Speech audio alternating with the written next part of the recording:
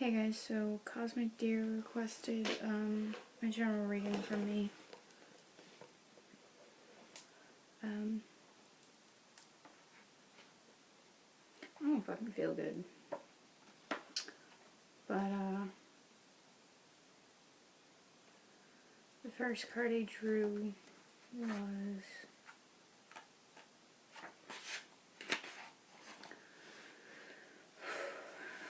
the Lady of Song. Symbolic of listening, stillness, and harmony. Look at the Lady of Song. Can you tell that she is listening attentively to the song that the universe sings? She is so quiet, so very still, she can hear the most distant stars singing in harmony with our own planet. To hear the song is to become profoundly connected to the universe. She is here to remind you to listen.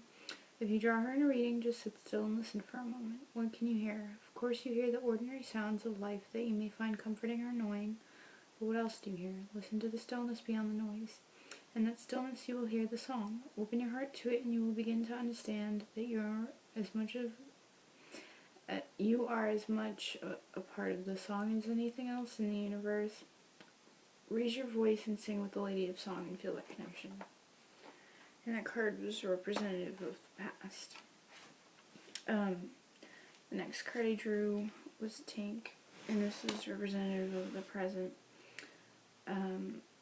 Independence, freedom of expression, standing your ground. For goodness sake, stand up for yourself. That is what Tink is telling you. She may be little, but she's feisty and she knows how to tell people what she needs. It's good to be compliant and polite. It's good to listen, empathize, and agree with others' points of view, most of the time. But sometimes you've just got to stand up for yourself and say what you need to say. Your opinion matters. It may not be right, it may not be popular, but it's yours and you should be able to voice it. This may be the time to allow yourself a small rant. It doesn't have to be a big screaming fit, just a voicing of your opinion will do. I must at this point add that if you are living with anyone else, rant a day may become very tiresome, so don't be surprised if that person rants back at you a little.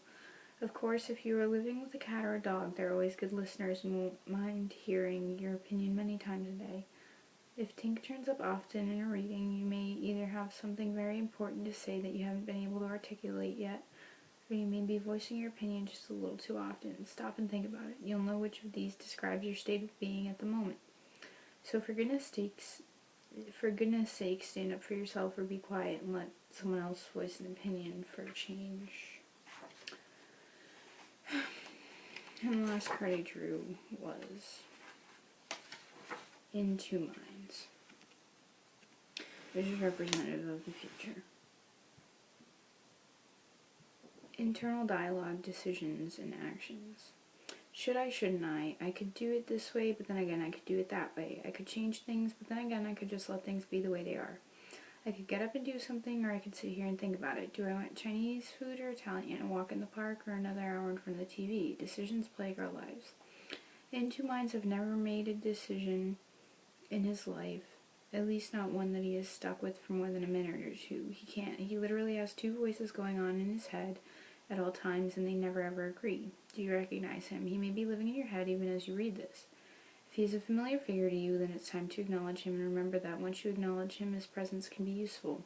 By picking his card, you recognize the fact that although any argument has at least two sides, in the end you have to choose and make a decision. It may not end up being the right one, but until you decide on some sort of action, you are stuck as he is, forever arguing with yourself, forever in a static state. Be brave, do something. When you take that first step, you'll find that the next one may be much clearer and more obvious than you could have imagined. Hope you enjoyed it.